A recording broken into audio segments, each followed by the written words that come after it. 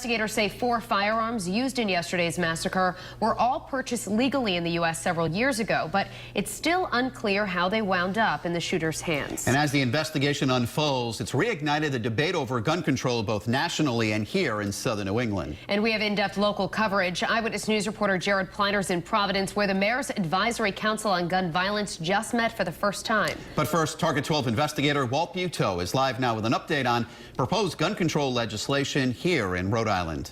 It was only 3 years ago that another mass shooting prompted 9 proposed gun control laws in Smith Hill, but only one of them made it on the books.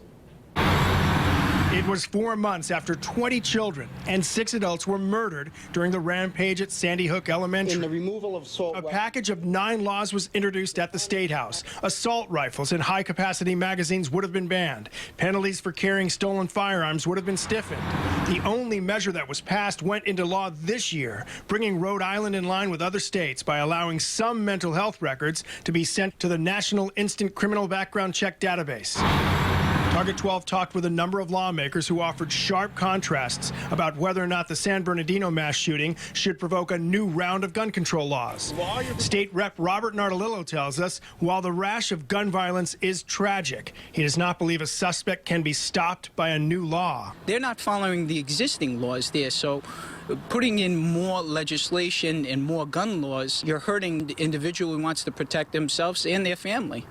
In Washington, David Cicilline pointed out the San Bernardino case is the 355th mass shooting this year, and he hopes it prompts new gun control laws. Legislation to prohibit certain high-capacity weapons is a bill I intend to introduce, assault weapons.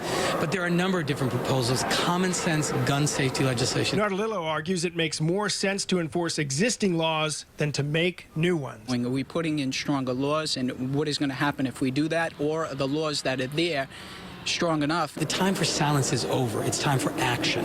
And I think what people expect is for Congress to do something about this. And at the middle of the controversy is whether or not any law would have stopped the mass shooting in San Bernardino or any of the others we've seen in recent months. With the Target 12 investigators, Walt Buteau, Eyewitness News.